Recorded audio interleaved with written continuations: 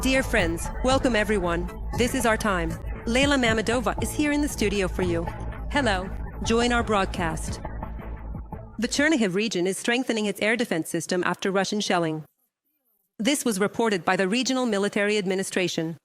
Last night, several important power supply facilities were damaged as a result of the attack. Emergency outages affected about 50,000 consumers. Power engineers have started reconnecting the grid. Let me remind you, Nizhyn in the Chernihiv region is also completely without power after one of the Russian strikes. Water in the city is being supplied according to a schedule. All critical infrastructure facilities, including the water utility and hospitals, are operating on alternative power sources. Points of invincibility have been set up in the city. The Russians attacked Dnipro and the region using drones. This was reported by the Regional Military Administration. Infrastructure facilities in the region have been damaged. The city of Pavlohrad was also hit. The Russians attacked it with missiles. In the Pokrovska community, a 51-year-old woman was injured as a result of the attack. 3 private houses and an outbuilding caught fire. 9 people were injured as a result of the Russian Federation's attack on the Sumy region, including an 8-year-old child. This was reported by the Regional Military Administration. In particular, in the Dnipro community, 3 women and 2 men were injured by a drone strike.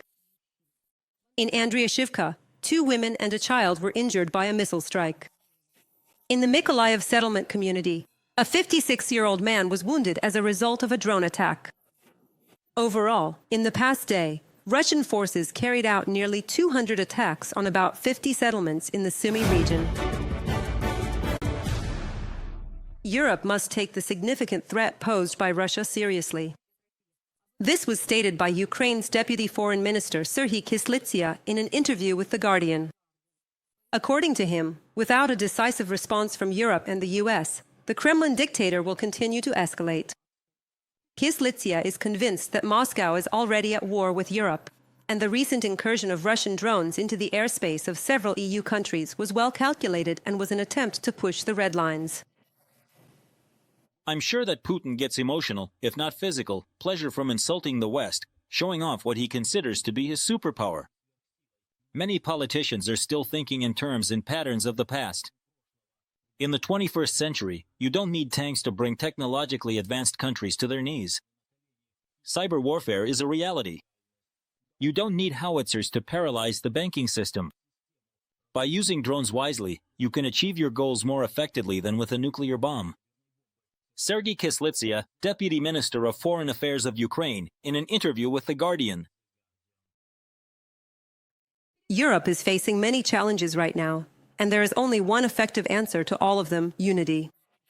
In every decision made for our common defense. This was stated by the President of Ukraine, Volodymyr Zelenskyy. On the sidelines of the European Political Community Summit, he held meetings with the leaders of Spain, France, Germany, the United Kingdom, Italy, and Armenia. They discussed Ukraine's security, the Pearl and Save programs, new sanctions against Russia, and Ukraine's future in the EU. Zelenskyy thanked the partners for their support and willingness to take joint action. Europe must be protected from any threats. Only joint actions and united efforts can guarantee real security. This was stated by the President of Ukraine. There remains a serious threat to nuclear safety at the Zaporizhzhia nuclear power plant. This was stated by IAEA Director General Rafael Grossi.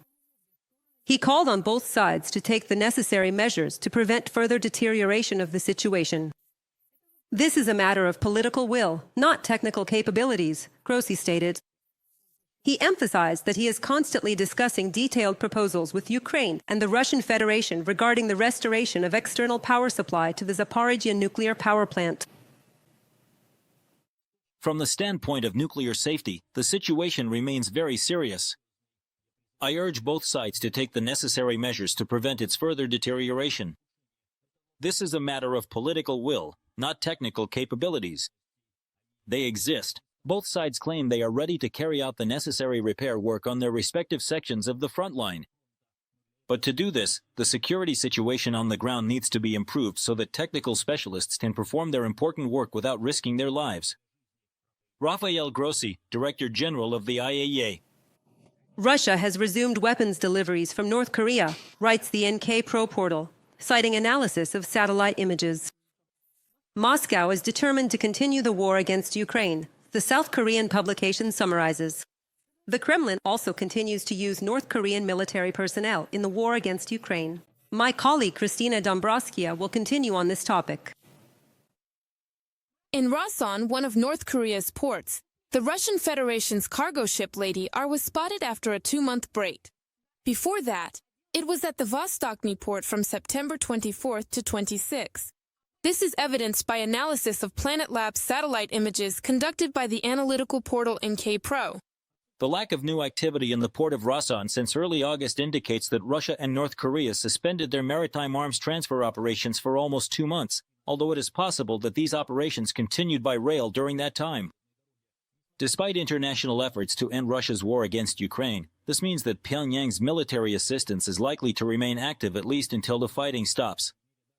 From a publication by the South Korean portal NK Pro. According to South Korean media, the Lady R belongs to the Russian shipping company MG Flot. The vessel is under U.S. sanctions as part of sectoral restrictions against Russia. North Korea has already supplied Russia with millions of artillery shells. In addition, Russia has received from North Korea hundreds of artillery systems, missiles, and multiple launch rocket systems, said Kirilo Budanov, head of the main intelligence directorate of Ukraine's Ministry of Defense, in an interview with the Japan Times. And furthermore, the aggressor country continues to use North Korean soldiers in the war against Ukraine.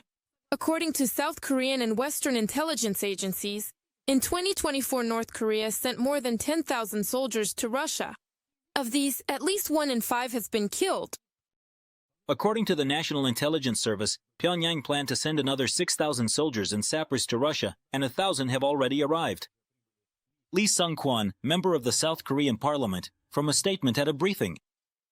Earlier, the Yonhap agency reported that Pyongyang had supplied Moscow with weapons, ammunition, and other armaments worth more than $9 billion. At the same time, Russia paid North Korea just a little over $1 billion. According to Newsweek, the Kremlin transferred a nuclear reactor for a submarine to the DPRK. And Russia has also publicly declared its support for North Korea's nuclear program at the UN. You may like it or not, but that's the reality. In New York, the DPRK representative emphasized that the nuclear program is enshrined in North Korea's constitution, and abandoning it would allegedly violate his country's sovereignty and right to exist. Under no circumstances will we back down from this position. In September, the U.S. Department of the Treasury imposed new sanctions on the network financing the production of weapons of mass destruction in North Korea. Pyongyang's illegal programs pose a direct threat to Washington and its allies, and therefore the United States will continue to dismantle the financial schemes that support them, the U.S. Treasury statement said. Kristina Dombrovskaya for Freedom TV channel. Subscribe to The Gaze and stay updated on the most important events, top news from Ukraine and all over the world, in-depth analysis, exclusive reports and interviews, all on hand in our channel.